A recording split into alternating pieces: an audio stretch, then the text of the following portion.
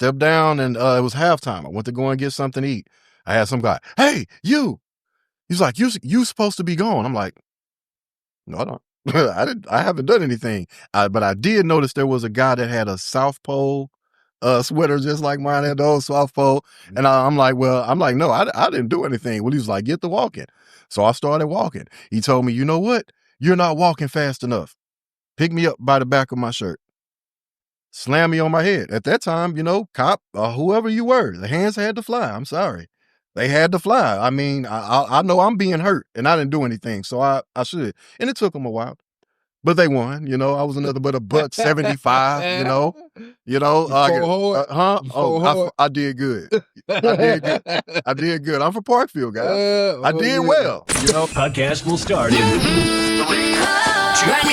it up. We're chasing all the lights all day, every night. Hustle till we get it right. Aiming for the moon, shoot the stars right by. Don't sleep, don't sign, gotta reach for the sky. Run it up. We're chasing all the lights all day, every night. Hustle till we get it right. Aiming for the moon, shoot the stars right by. Don't sleep, don't sign, gotta reach for the sky. Run it up. Welcome to Grind It Up. Today we have a special guest, Corey Dickerson. He's an entrepreneur. Plus he has a couple hats, a lot that are involved with the community. He's doing a lot of great things. So Corey, welcome to the show. I'm going to let you explain to everybody what you do, because you do wear a lot of hats very well, though. It's not like you're lost, you're doing very big things for the community. So enlighten us. Well, first, thank you for having me here at Grind It Up Podcast. I love what you guys are doing. It looks very professional. That's where you guys are getting a lot of feedback about it. Would love to see you guys grow. What I'm into is right now is just kind of, navigating what the future is going to look like for our children. What's the future going to look like for us as we get older as well. And we have to attack the situations from very specific routes. Just what have happened out here in the area locally, systemically, what we have faced disparities that historically have set us back, and we are still facing those effects today. But that does not mean that we are out for the count. So I on a day-to-day, what it looks like for me is I do credit repair. I'm the bridge and the gap between, the person either digging themselves out of a hole or they're out of the hole and now they're ready to progress, get their home, get their car, get business funding. And I also work with LCS Consulting. So credit work is the business that I have partnered with Darrell. He's a veteran as well. And LCS Consulting is something that I put together to kind of help programs for people to get to the next level, or if they may need some help with litigation, or they may need help with arbitrator or mediation. And I'm the guy when you have no one else to run to who you can speak with, and I can get you an answer or either navigate you in a correct path. Wow. Such a great community service for people that, don't know where to go. That's beautiful. So these areas that you were talking about, are you specific to the East St. Louis area that you were talking about, this development stuff? Well, it isn't just as much as just East St. Louis, but it would be, it would be definitely be key because of the location of it all. But no, this structure will be going, all the way down the riverfront, or maybe all the way to Fairmount City. So wow. Those industrial plants, the old ones, are going to most likely get rehabbed or repurposed, or the land is going to get cleared. And we need to make sure that we have access to the commercial buildings as they arrive. What's going on now is the sewer will be answered. Those sewer structures that's been below maybe about 12, 15 feet underground, that's now settling and causing a world of trouble. They're going to get that together.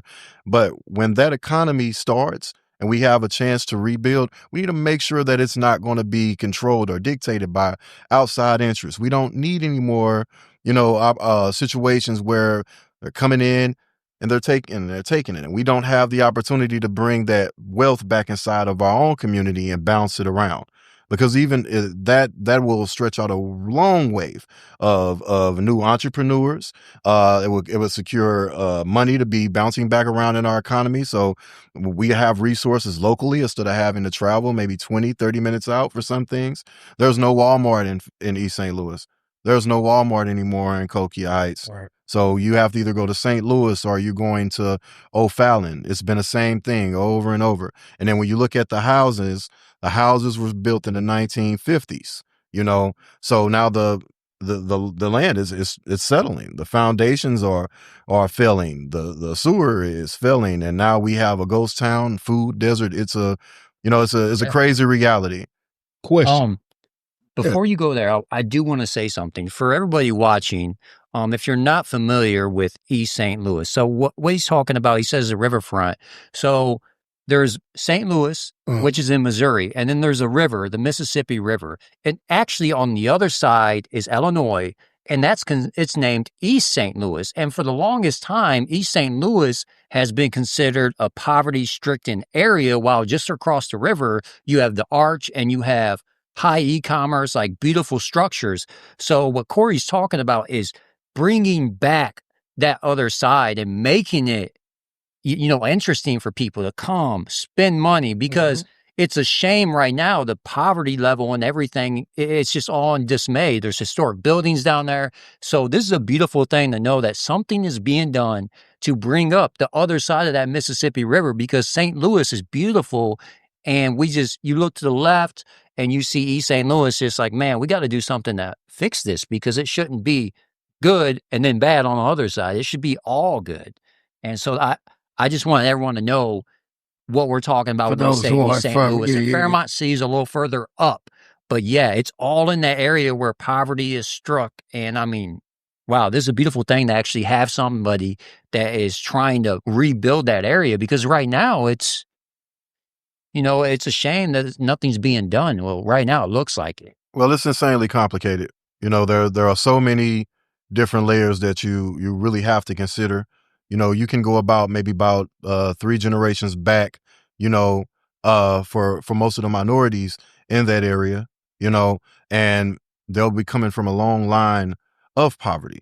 And that's a factor. And then we also have to look at the opportunities that you have on a day-to-day. Are the jobs there? Are you able to make a sustainable income in the area? Yeah. It's not owner friendly. There are not a lot of owners in Cahokia or in East St. Louis. There's going to be some guy out in California that's just looking at the numbers. Yeah. The habitability issues are going to be there. So to be able to take opportunity and able to revitalize the area is going to take a lot, but it also comes with a lot of self accountability. So when the average person walks outside or they go to the store, they may not see all of this. They understand it's a way of life, and then they go somewhere else. And it's They nice. stay away from East St. Louis. Yeah. They know it's a bad area. Yeah, but the reality of it is that it's part, the environmental, but it's also part of having accountability for yourself. Like, I know that I could make the right choices financially. I know if I go to work and I have any income left, I could structure that income in order to start bringing in residual income, to making the right steps for myself, educating myself financially. And if you look out there, there's not a lot of knowledge out there for you. You're going to get limited information on what it looks like. It should be something that should be automatic. Like, as soon as you turn 18, learn about your credit and what it means. Learn about what kind of housing loan you may want to get in the future. Have an idea so you know what you're working for, because we're all going to get older, and that's the reality of it all. And life is unpredictable. We never know. So I mean, in most occasions is that you got to wake up and have accountability for yourself. So, I have one specific question. The Spivey building. By the way, it's one of the tallest buildings in East St. Louis. It's been abandoned for a long time.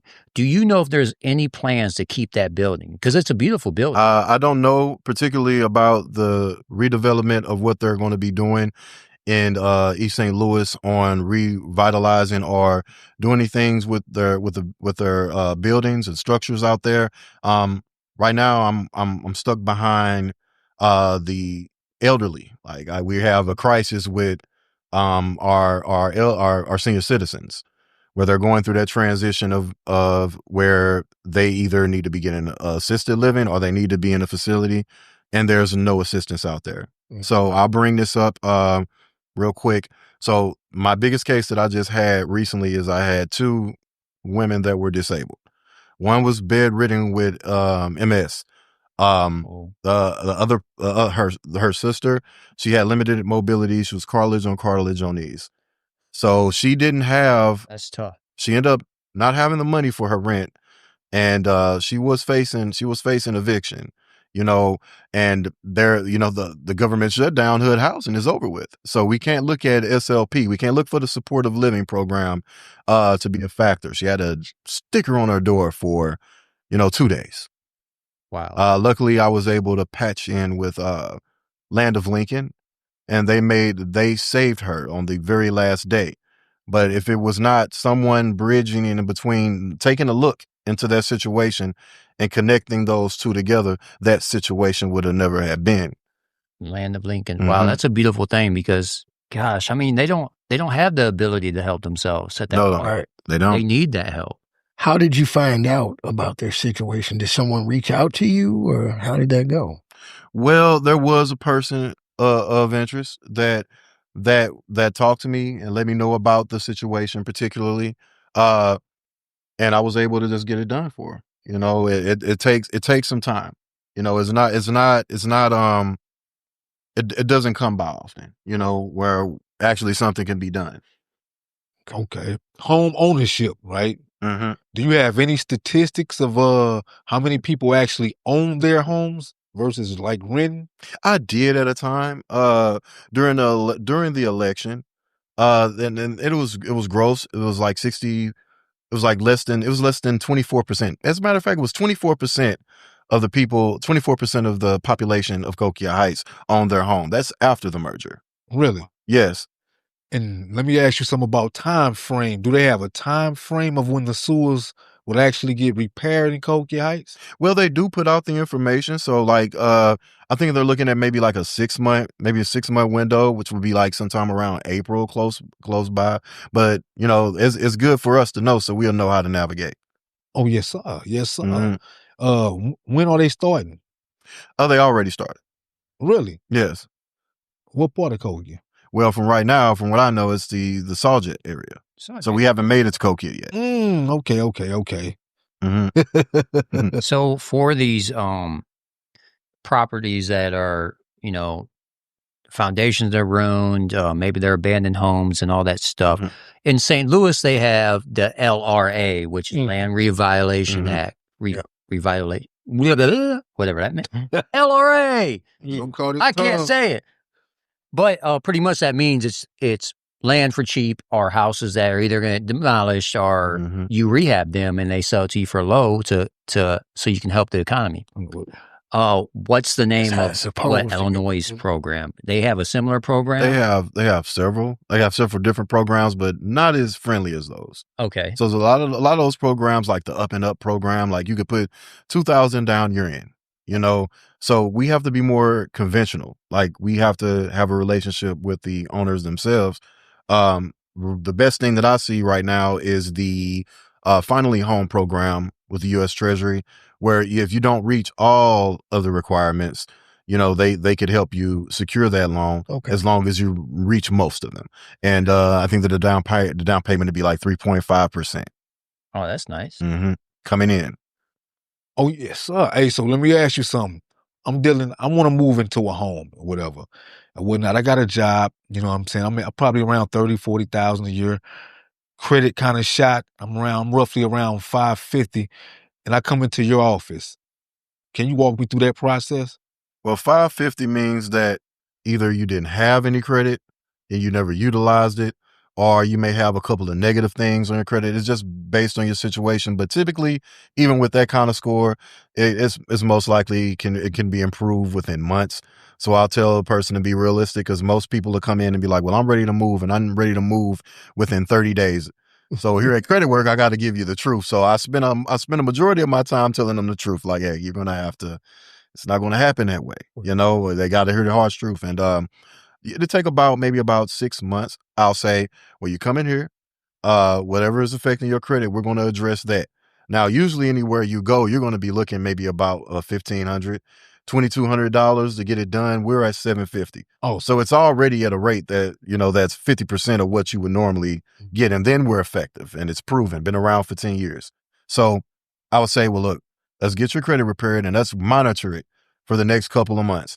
And when you get that jump and we get you over the 620, because that's really all you need in order to rent a house, but to open you up to available credit, when you get to that 620 mark, we're going to see where you're at, and we're going to offer you a trade line, maybe a trade line for $94. And that trade line for $94 is going to open you up to probably about $1,000 to $2,000 in available credit within 21 days of opening it. So most people have available credit before they even leave. So it could be done before 6 months, but prepare for 6 months. And because you'll be better off when you get there. You'll have available credit. Your credit will be fine. You'll have a way to leverage your debt if a hardship comes up, because that's what it is. The average person in Cahokia doesn't have $400 in the case of an emergency. If you had a credit card that's $500, well, guess what? We broke that statistic. It's just being able to open up your mind and having accountability and responsibility, and having, you got to want to do it.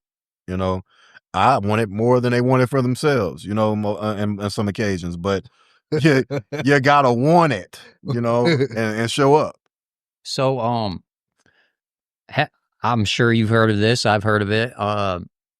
Could you, do you guys offer, what is this called? Authorized user. AUs, yes. We have a relationship with thing? AUs too. Could you explain to the audience what that means? So the authorized user is pretty much when somebody has a good line of credit and they'll let you piggyback ride. Now, this could be a person that has paid off a 30-year housing mortgage, could have paid it all off, could have paid off a $100,000 car, and now they have that authorized user line available for you, and there's going to be a time frame that you can have it. It may be months, it may be a few months, but when you get the credit, that history will apply to your account. So it'll look like you have that available credit. So if you were to open up a credit card, and that credit, they had a loan, they had a credit limit, maybe about $15,000. Well, guess what? They're going to mirror that. They're going to mirror it. They're going to mirror it. They're going to give you a balance that's going to be acceptable. So the AU trade lines are great. Is there any catches to this scenario? The catch is that it drops off when you do the authorized user. Okay. It's timed. So I promote the primary trade lines. Those trade lines get you to 700, get you close to 800. They have 3 years of history on there. They're $1,500, but they give you $15,000 in available credit. And there's a price point, depending on how far your price point want to go up. We can go further than that. I can see where that goes, because then it's like, oh, your ratio just went down. Your credit utilization is damn near 2%, 1%, 0. You can spend $1,000. You can spend like $1,500 and still not scratch 10%. And you're looking good. Your numbers go up fast. Okay, I understand that fully. I'm a stickler for credit, So yeah. So I fully understand. It's the power of the world. I mean, leverage of the world. It's the way we flow and operate with things. Exactly. So how long have you been, you said 10 years, LCS? Darrell has led credit work for 10 years. Okay. 10 years in this area. And then he has a notorious credit marathon every tax season. Nice. And we get some repeats. We are like, but hey, you can get it off of there and we'll take care of you. So come on back. Okay. That's good. Yeah. Is there a number? I'm jumping around. I'm sorry, but is there a number for people that are looking to get their credit repaired? Is there a number you could let everyone know to reach you? Yes. Yes, it is 618-232-4398. That's 618-232-4398. And if you're shy and you don't want to get on the phone, do you have an email option or website option? Yeah, you can go on creditwork.net. Just scroll down. We have a standard package. That's the 6-month plan. You pay $150 down and then $100 a month for 6 months. And then we have the wipe option. That's $1,000, but those are for the people that want to fix their credit now and don't have any time to waste. All right. So let's go. I'm gonna go to the website so audience can see they're going to the right one, because you know how the internet is nowadays. Boy, you ain't lying about that. Like, man, I went to the site, man. It wasn't right. So did Darrell, was he your credit teacher? Yes, he was.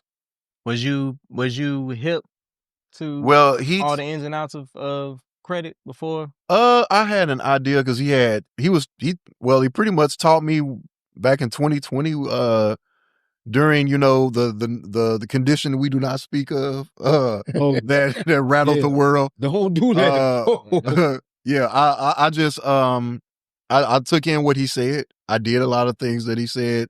I built my fiance's credit off of it. Okay. And I kept mine moderate, exactly where if I make a choice, I could do something with it. But I learned a lot from him. But I did my own research as well. Okay. Is it creditworksonline.com? It's just creditwork.net. .net. See, that's where I messed it up. I would have had y'all on the wrong thing. I got another question. Can you explain good credit versus what I want to say? Having no credit at all. Marginal. You know, if you ain't got no credit or bad credit, bad credit versus no credit. That's what technically bad credit. What's better, bad credit or no credit? I think that no credit is it's more difficult. Damn, that's what I was, because you don't have the history. My bad. So you could have bad history. Let's say, for instance, you had a card. It's a low limit card. It's like $500, but you had that card for about 6-7 years, right? But you got a lot of debt. You got a lot of collections, and now your score went down to like 500, 400, low fours. You know, you can make those changes on utilization, because utilization hurts a lot. They could bring you up about 80 points. Then let's say, for instance, you have those collections. We get rid of the collections. They're gone now. Now you got available credit. You got credit history. You don't have any late payments.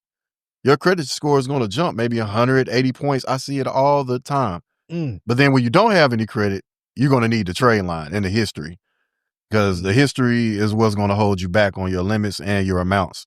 So it's better to have something.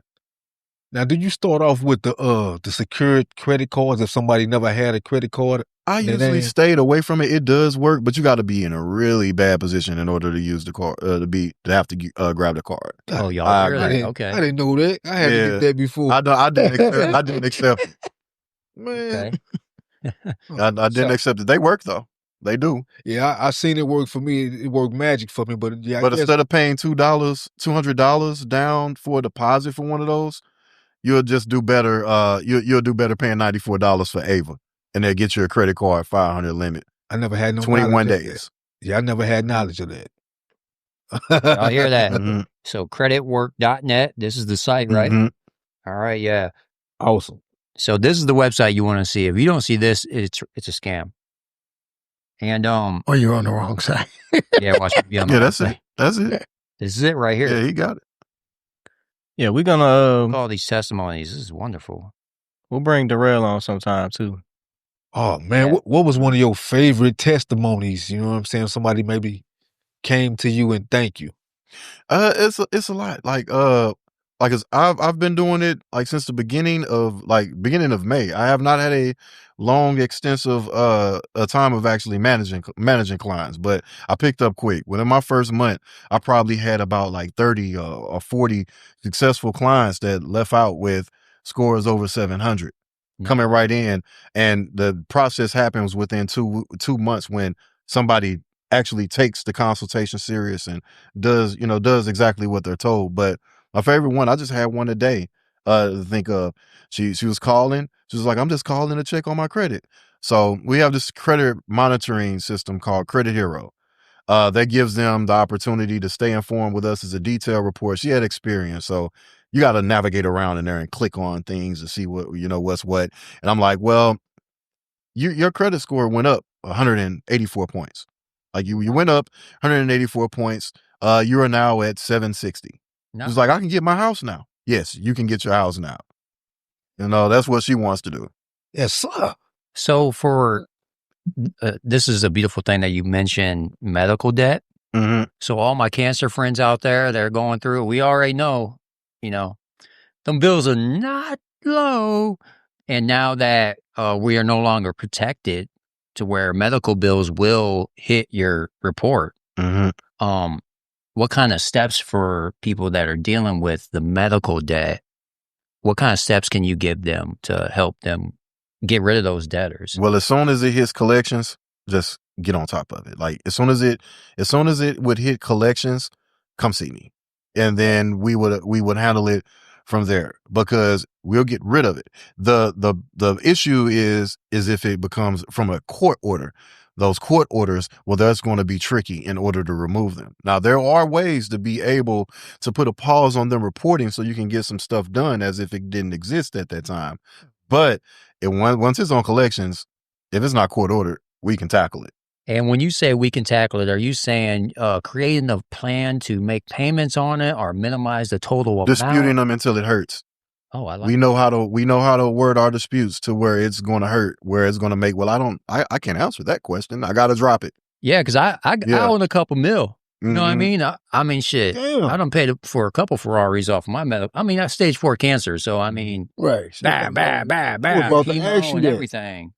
And my credit's good, but I'm worried. I'm worried when them hurricanes hit. Mm-hmm. Yeah. It's going to drop.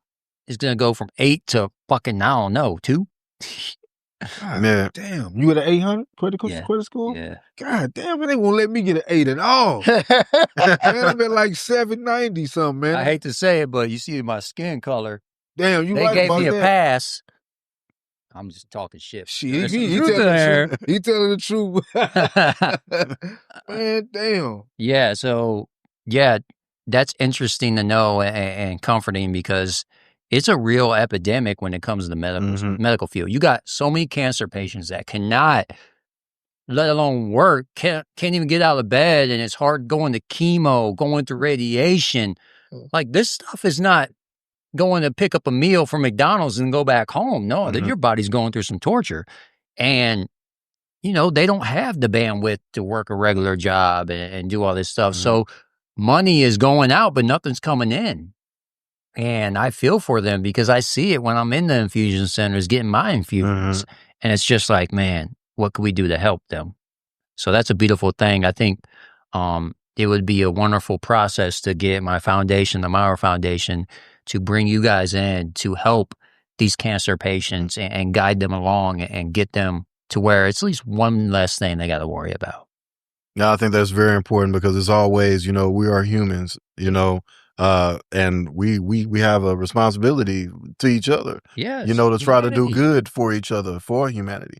Yeah. You know, I find that my field of work and what I do is not been shaped just of one off of, you know, passion. It's that I'll get put in, you know, a hard situation and I have to find my way out. And I see so much along the way just because of where I'm at. You know, a lot of the problems and issues that I've tackled, I didn't ask for them. They fell on my lap, but I just decided to go after them the same way that they went after me, you know? Yeah. So payback, bitch. Financial. I like that. I like that. Yeah, I do. I look at it, you know, we went financially without for a while, for a long time, just opportunity just wasn't there, you know, and then you pray for a day that it may come and it doesn't, you know? So, I mean, I had to find my way pretty much, you know? So I know that learning those skills would be important. And that's what really made me put LCS Consultants together. That's a beautiful That's thing. why I put that together. It has just been finalized as of a couple of weeks ago, Friday before last. Okay. You know, it's something I had on my mind that I'm like, I got to do. Yeah. You know, to actually have the means to, because other than that, a lot of things that I did behind the scenes was I would write those FOIAs out and with my name, government, you know, and I would sit there and I would help people, you know, with their court cases, when their evictions and all types of things just off of my name. But now I have a business where they can come there, you know. And you also mentioned businesses for first-time business owners wanting to get business funding. Tell me a little bit about that. It just really depends on, you know, what you got going on, how deep your pockets are. Okay. It's one of the two. If you're going to do it from the ground up, you need a solid plan, and you got to know the requirements in order to get that business funding. We do have someone that we're partnered with out in Florida. They will open up to 100. They will open us up to 100,000 if you reach the right metrics. You got to be in business for 2 years. The LLC has to be around for 2 years. You got to have a business bank account, of course, and at least $2,000 in available credit, and have maintained that for a while, and then they won't feel as it's a risk. But let's just say, for instance, if you don't have all of that, well, there's plenty of cleaning companies that have failed within the last few years, or somebody may have ownership of it. You like, well, here, take this $5,000, and boom. You take the $5,000 and then take another couple of $1,000, throw the trade line on there, and now you have a recipe to get yourself maybe $100,000 in 21 days. You gotta be smart about it. So it's about not free money. Mm-hmm. I mean, it's you gotta work pay for it back. Yeah, you gonna pay it back. Yeah, you gotta pay it back. But I made it sound real nice though, didn't it? You made it. Hey, you held the hand all the way through. Man, I gotta ask you something, man. I was researching you, man. So you scored a 168 on the IQ test? Yes. You know what that means, don't you? I do. I do. Now let me ask you something. What does that test consist of? It was I was going through it. Like I think at that time I had the educational psychology.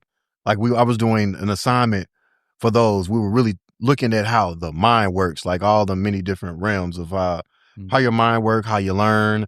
As a matter of fact, I don't know, my old lady was mad at me at the time. I don't know why I remember that, but I know she was upset. Like I was just in my room and I'm like, well, let me go ahead and see. Let me go and see what I could do. They just don't grade you on arithmetic. Like say for instance, reading is a natural. It's not a natural function. That's one of the first things that you learn. Okay. It's about how your mind works.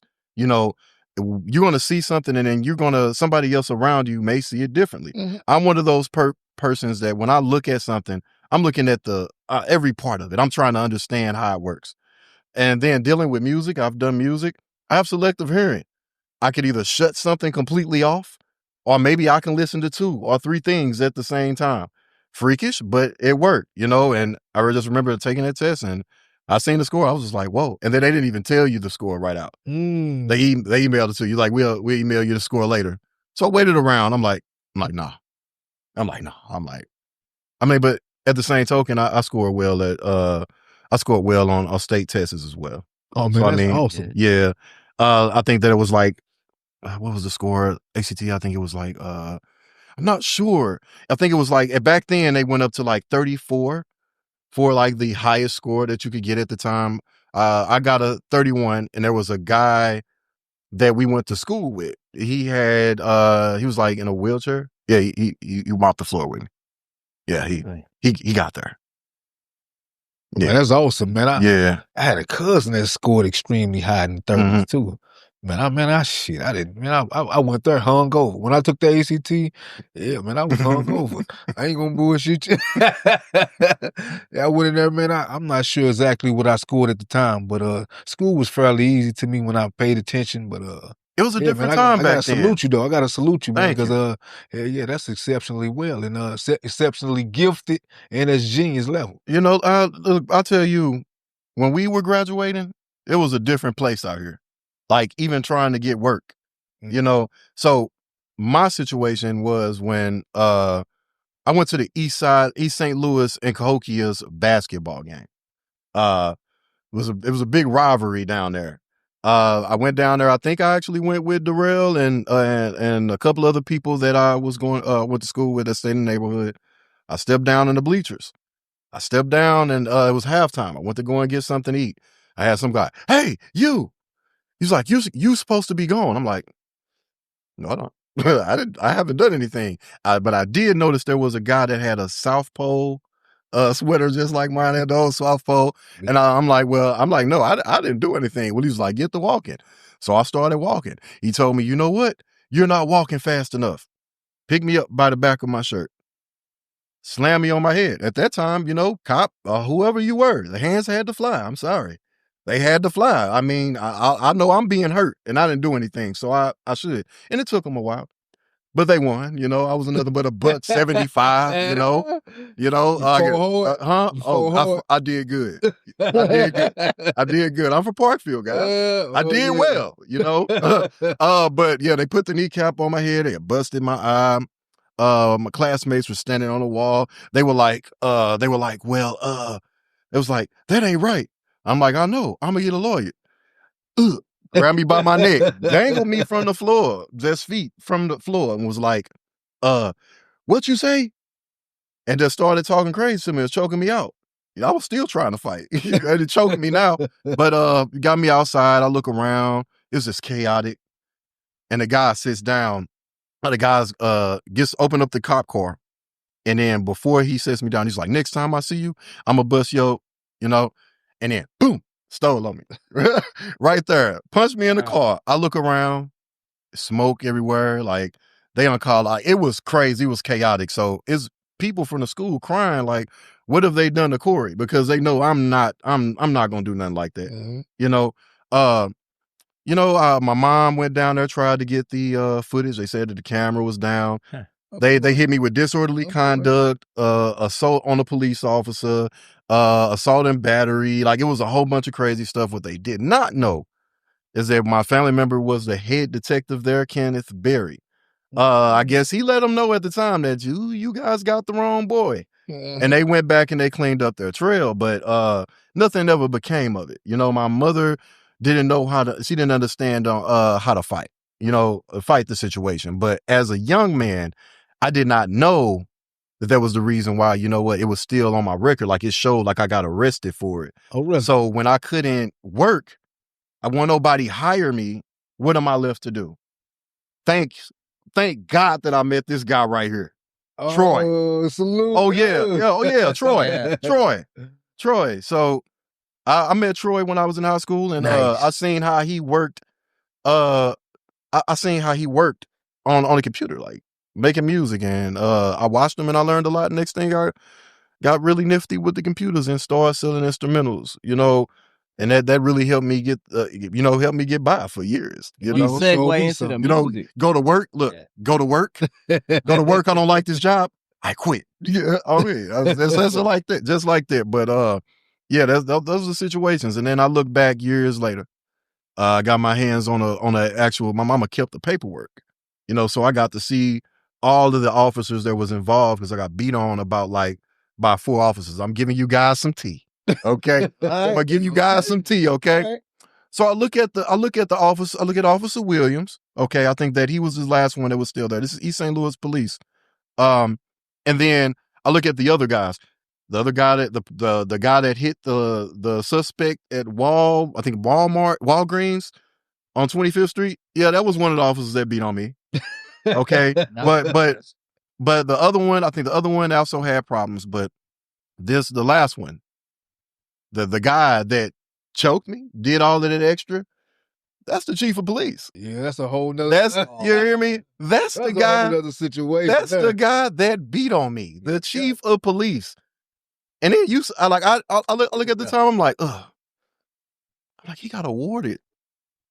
I wanted you guys would. I probably would have been a cop if they didn't beat on me.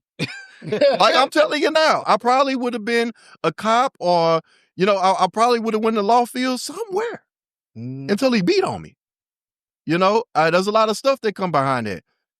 I had anxiety from crowds. Because it was packed that night. So all of those factors, the things you learn. That's why I promote psychology. I think that once you open up your mind and understand what triggers you, like what things that bothers you, what things that affect your mind, like me personally being passive about it, like I couldn't say, well, you know what? Well, I wouldn't just be like, oh, it doesn't bother me. Oh yeah, it bothers me. Especially when I seen the paperwork and seen that he got awarded the chief after beating on me. I'm like, how many other people did you beat on? Because if you beat on one person, I just can't believe that I'm the only one. Oh, man. I wrote him a letter. Before I ran for mayor. I wrote him a letter. I never got an answer, but I told him, I'm like, you guys, you guys beat on me. You're, I like, you was in your feelings over there. Yeah. I told him, like, I'm like, would you be willing to offer, to get to rectify it? Like, I mean, is there, I'm like, we need to talk about it. He never said anything back. What would you say to him? What would you say to him now? Can I be honest? Yeah. Yeah. I'm grown. Can I be honest? Go ahead. I came from a hard background from growing up from Parkfield. That's why even when they tried to arrest me, I was something to deal with. I took the situation and I didn't dwell off of it. I looked for ways to become stronger.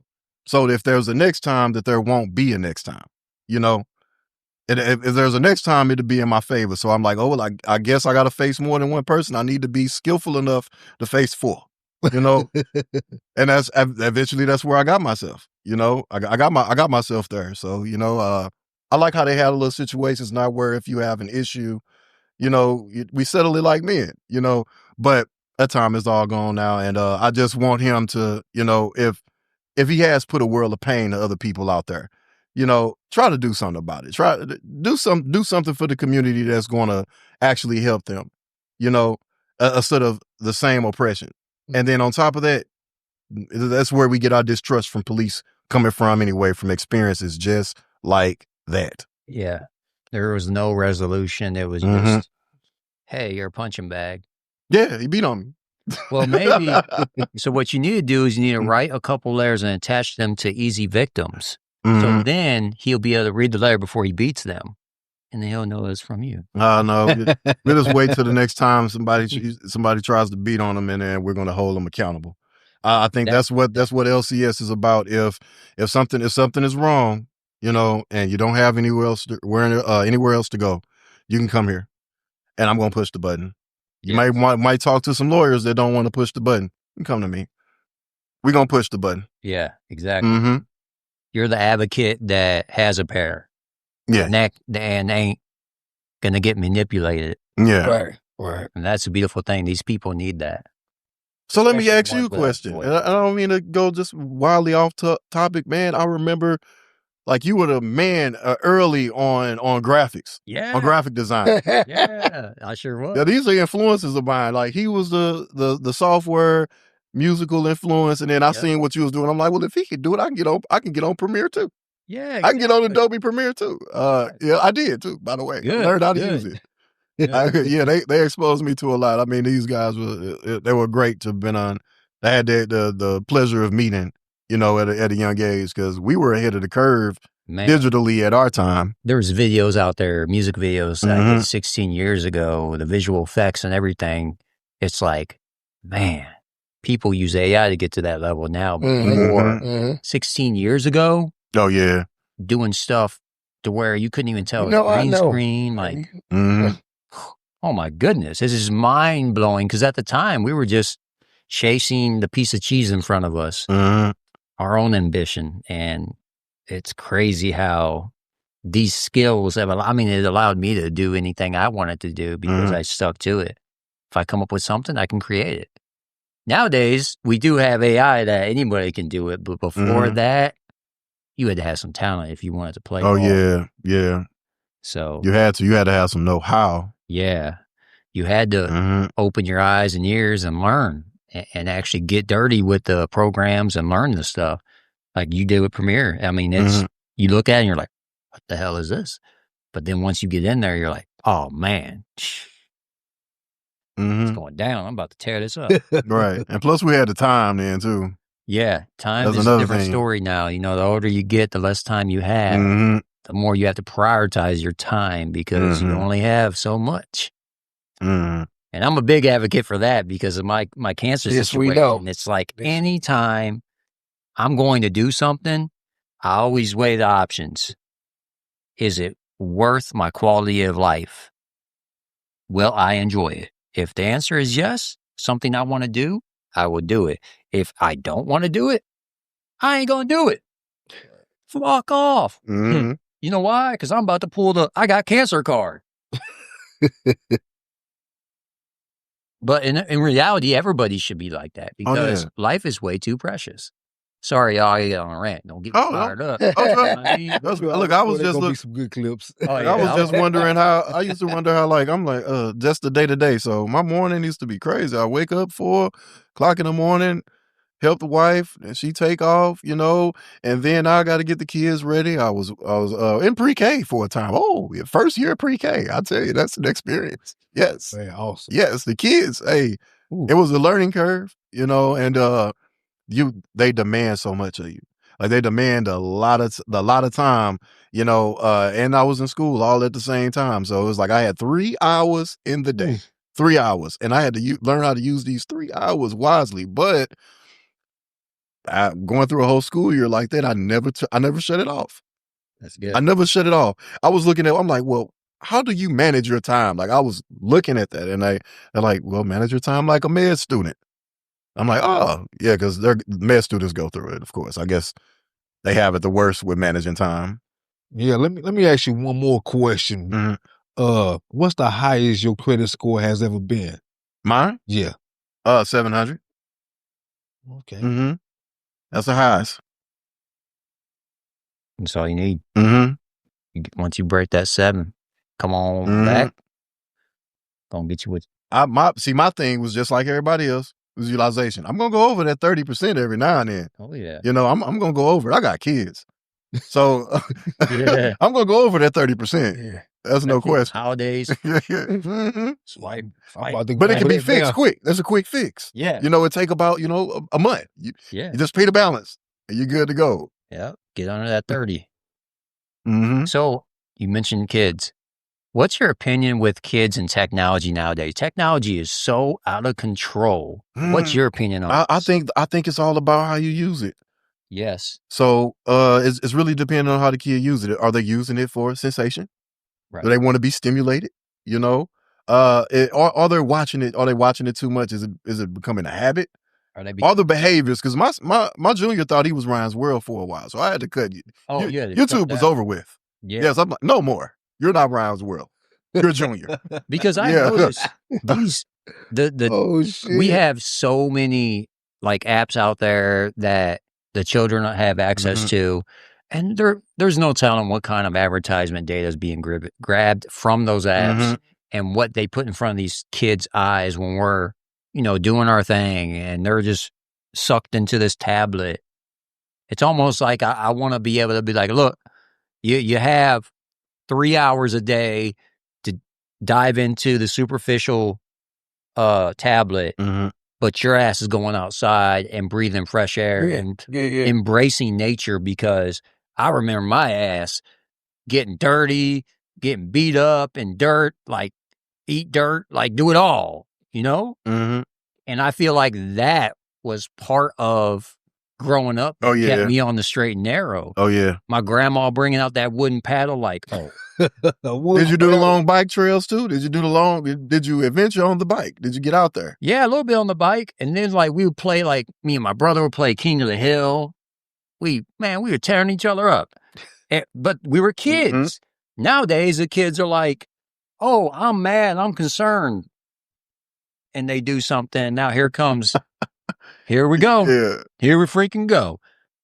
Shit. Back in the day, oh, we got a problem, we fighting. Or, oh, we gonna run our little mouth. Or we gonna go wrestle and we gonna fall down and we ain't gonna plead like our neck is broke and we're gonna be friends next week. Yeah, we're gonna be friends like it never happened. I'm gonna see you at the store. Yeah, we were building up this resilience. Nowadays, I'm like, kids think they just go run to a safe room or some shit. Get your little bitch ass up.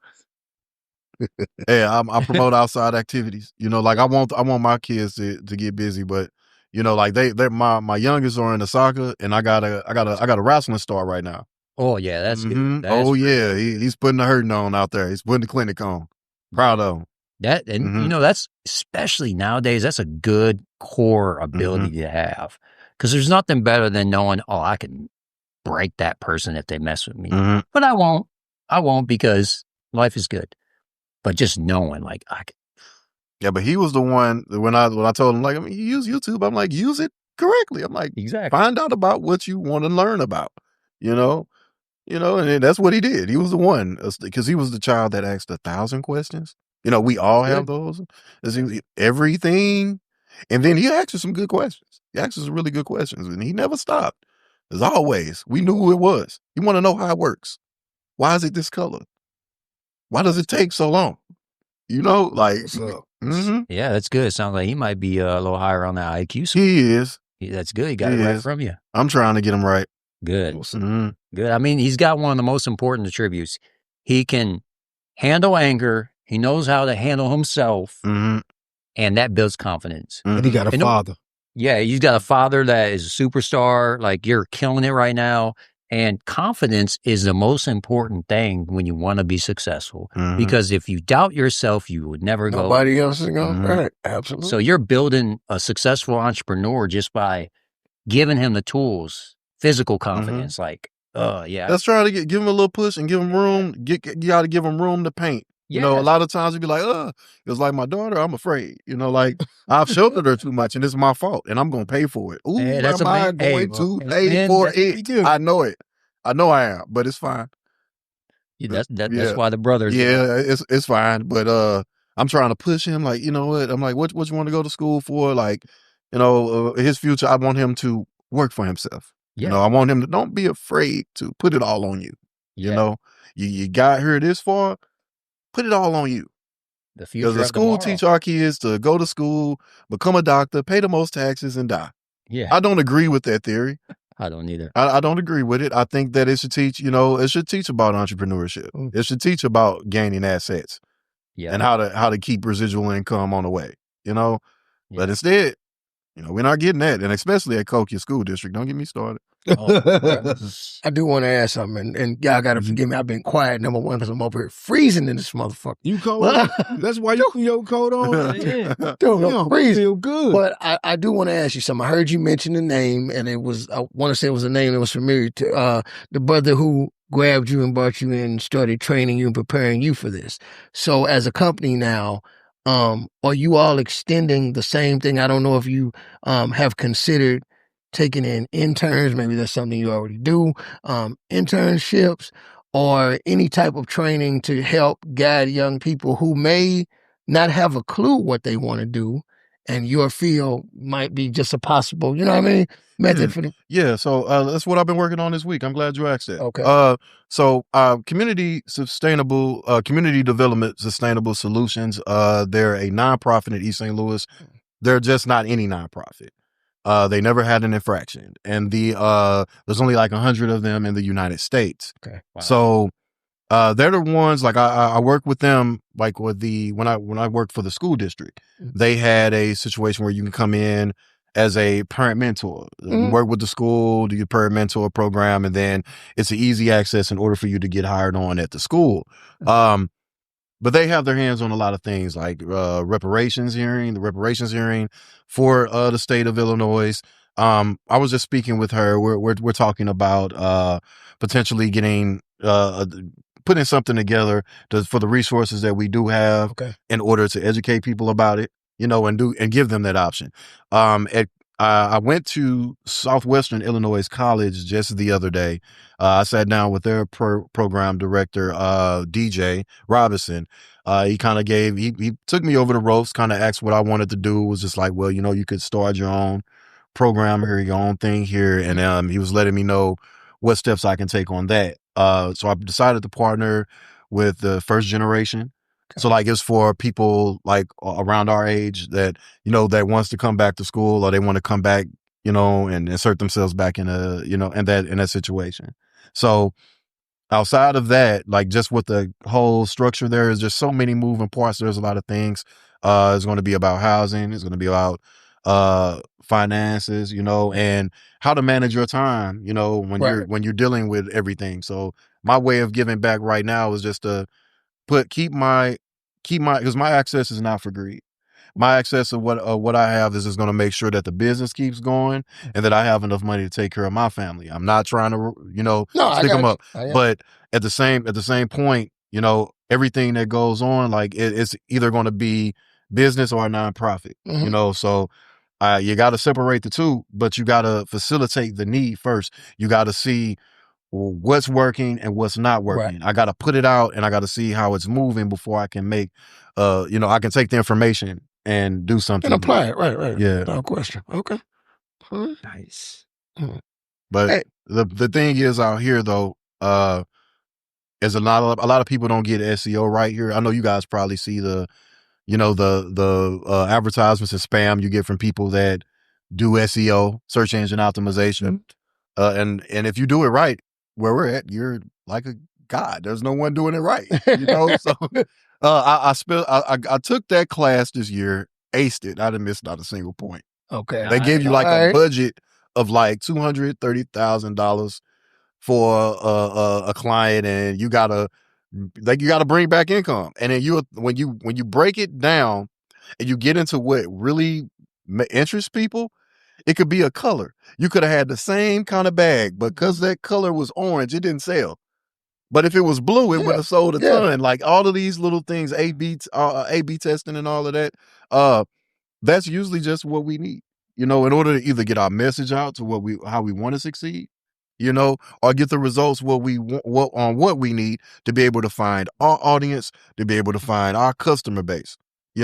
That's something that I really wanted to get into to get more people active, because it can't be one person. Like it has to be a community of people. This is Absolutely. You post, I post, but we all have the same metadata.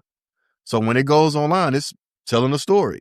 And the more people that post it and the more people that react off of it, you get a better response.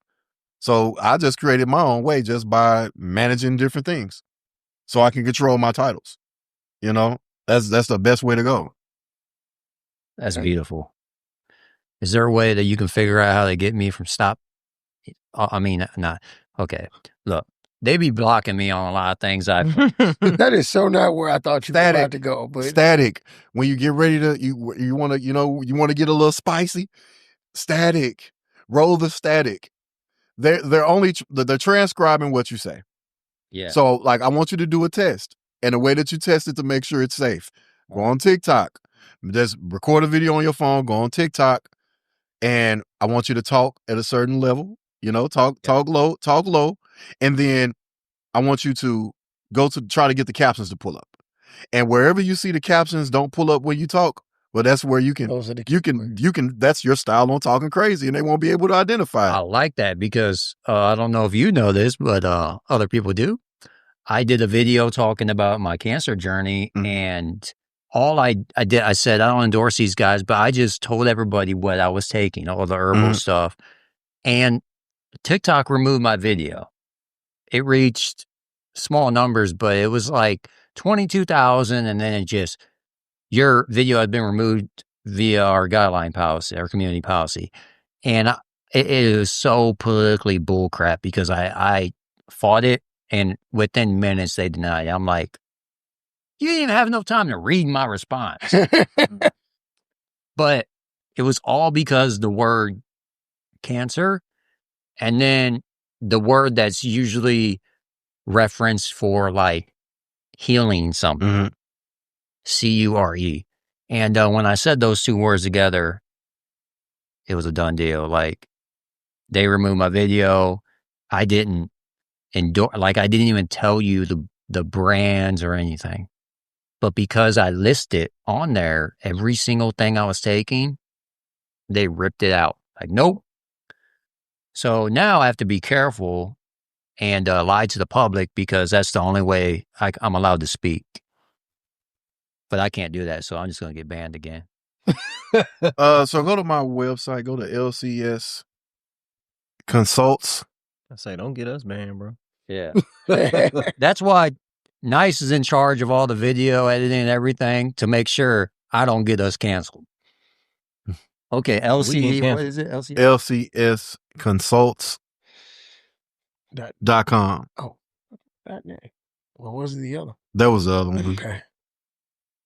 Okay, so first, whatever you do or whatever you want to talk about, in order to get traffic, and to be able to protect yourself and own your content, is that you have to have it on a domain. So with the shows that you guys do, when you get it done with the show, You take the before you put the video out. You put the video out in some program. Get the, get all of the subtitles. Get all of the entire script of what happened. Right. All of the talking. Identify everyone. Get it written. All right. And then when you post the video, you post it on YouTube or you post it on your social media of choice, but you control the message on your website. Right. Because that's what's going to be more discoverable. So on there, you're going to have like a post. So every time you do a video, that video should be posted. The metadata should all be uniform. And when you want to be able to control your community. Yeah. You want to funnel them to your website, because all they're going to do is use. I've went viral so many other times, and then you get, I don't know where it just stops because they changed the algorithm. You got to own your algorithm. I don't. TikTok, they've given us freedom. They've given us freedom. They gave us more freedom than when the other social media platforms were not. Yeah. Because they don't want you to go viral on your own. They don't want the organic. They want you to pay for ad space. Oh yeah. They want you to pay for that. I refuse to give them money because they keep, taking my Yeah. down. I'm biased. Oh yeah. I was gonna say you sound like a bitter old man. I'm so bitter. Like In his feelings. this is my literally. I had a Guns and Ranges TikTok, and I made a video making fun of making a gun. No gun was made. I literally took a bowl. I threw pieces of plastic in it, threw some American honey whiskey in the bowl, threw some liberal tears in the bowl, it's a little water, and I put foil over the bowl and I put it in the oven for 357. And I pulled it out, and voila, there was a Glock, a custom Glock in it. You know what I mean? It's impossible to do. Right. It TikTok, sounded cool though. they were so pissed. They deleted my whole profile. And yeah, they deleted it all. And so here we are again. I'm talking about my life journey with cancer, and then they hit me again. I'm like, You gave out the secret recipe. yeah, the secret recipe is let's go Biden. What else? Anything saying the word. I'm talking about what you put in that oven. That was a secret recipe. They don't want you to know that. Oh yeah, it's true. Yeah, because anytime you put a bowl in the oven with liberal tears and plastic, you get a gun. That's for sure.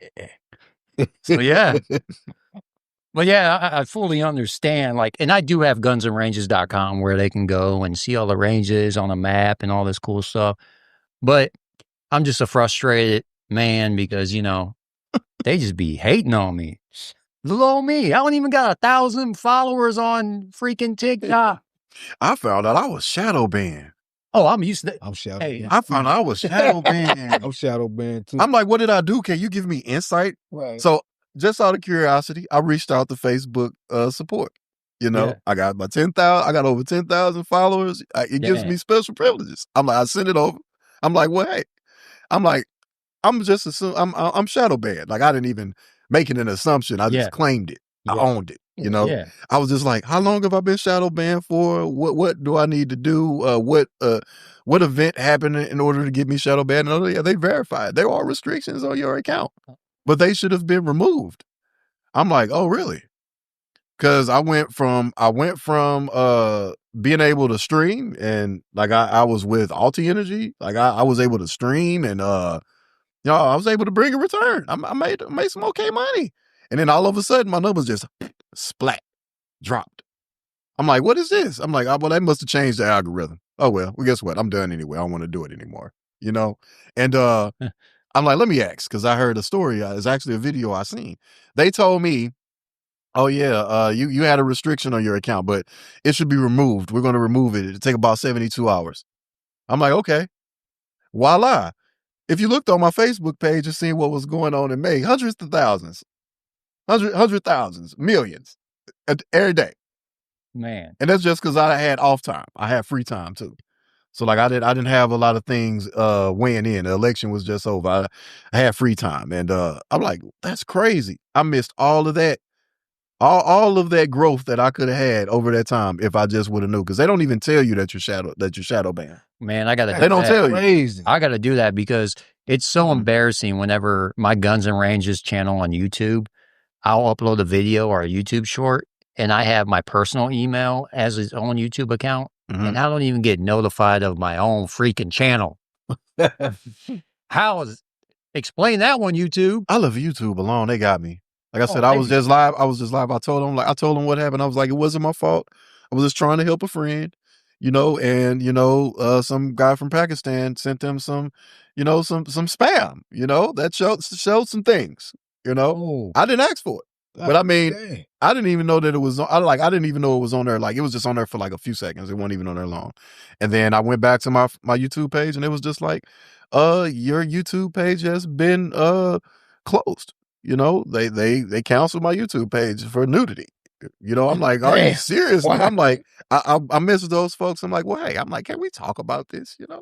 I'm like, this was an accident. I didn't mean to do this. No, Yeah. they didn't care. Yeah. I was proud. I'm like, I got my 1,000 followers in less than 6 months. Yeah. You hear me? I'm thinking, I'm like, you know what? I did that.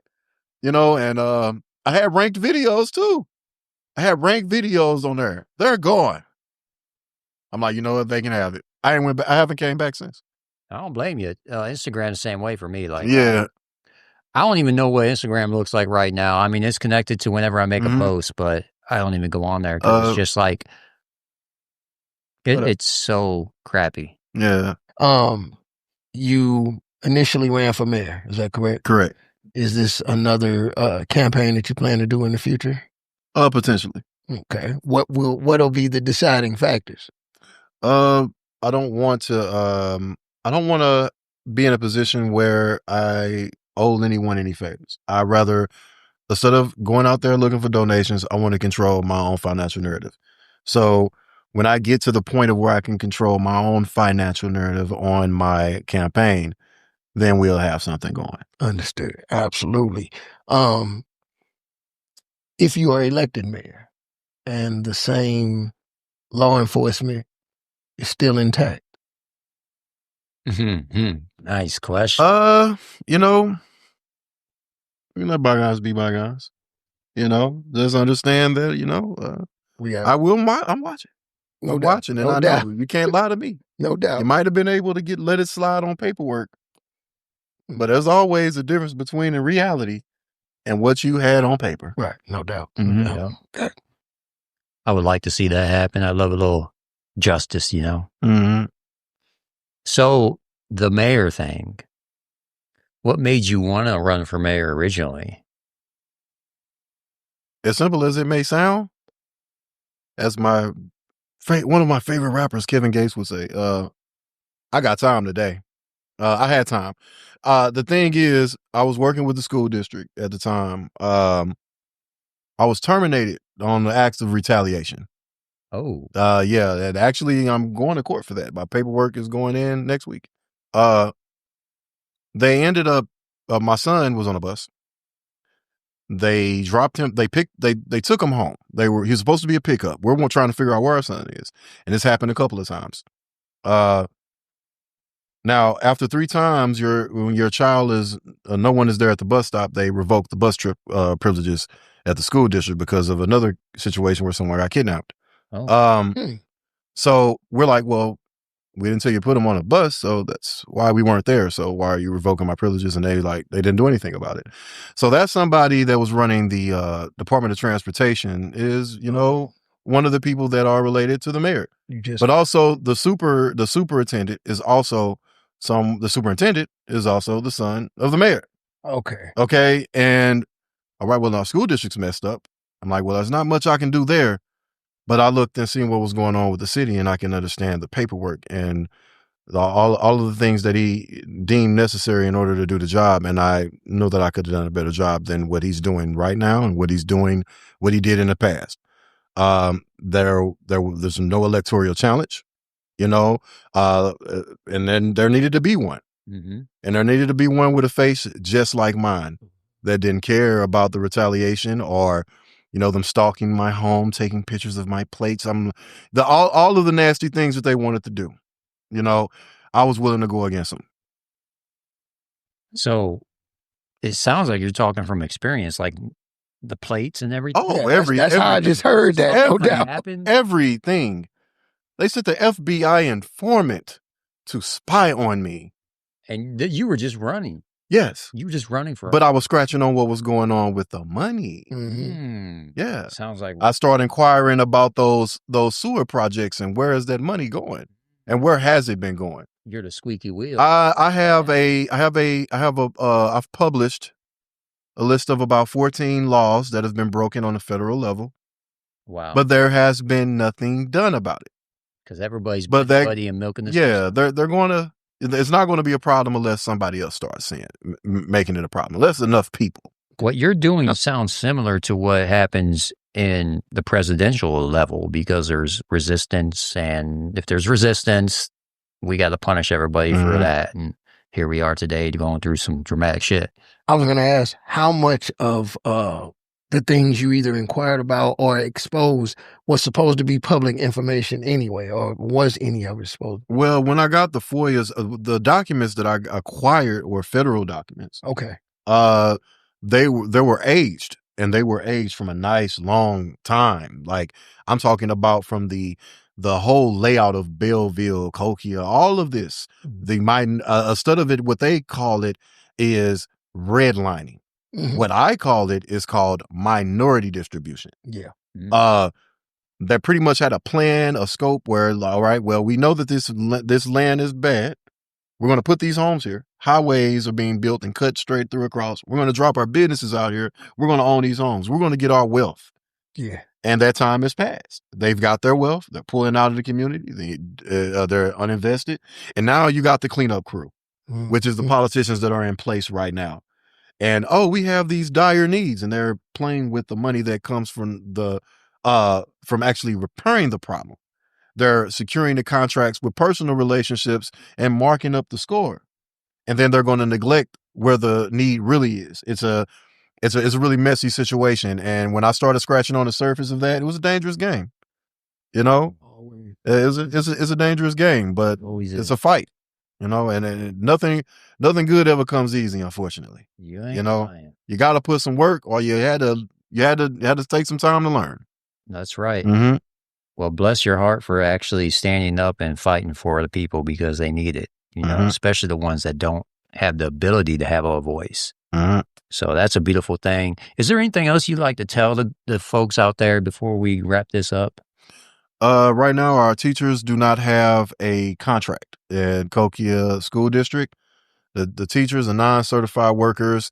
Even with the case that I just said that I'm going to be pushing forward, it has already been founded in a court case that they just had for bargaining, that they were using the attendance policy for retaliatory purposes, and they were using it to punish employees. Wow. And they're related to each other. So if you were to report on someone else, you would get singled out. Right. Yeah. Wow. That is freaking crazy. So just support them is what my one request would be, is just support them and be aware. You know, we can't have forms of educational neglect, you know, and that's what's been going on there for a long time, and it has to change. Yeah, absolutely. Wow. You know, you never really know how corrupt and how shady things are until you get somebody that's in it to say, no, this is what's really happening. You guys are just seeing this facade to protect people's pockets. But the real deal is we got some problems and we need to fix them, because everyone else is suffering while these people are making money. Yeah, the Cahokia Federation of Teachers they're taking a stand. And I'm standing right with them. Well, good deal. We appreciate you coming on the podcast. Corey Dickerson, y'all. Look him up. We'll put his information on the screen. And thank you so much for coming on the podcast. Thank you for having me. Repeat those websites once more. Yes, please. All right. So if you're looking to get some financial freedom, go to creditwork.net. And if you need my help, or if you need my assistance with anything that has to do with law, or if you're just really in a jam, reach out to me at LCS Consults.net. .com. My apologies. LCS Consults.com. My universal number, for both of them, if you need to contact me directly, is 618-414-0099. That's 618-414-0099. Boom, there you have it. Grind it up, baby. Let's Been go. real. Yes, sir. Run it up, we're chasing all the lights all day, every night. Hustle till we get it right. Aiming for the moon, shoot the stars right by. Don't sleep, don't sign, gotta reach for the sky.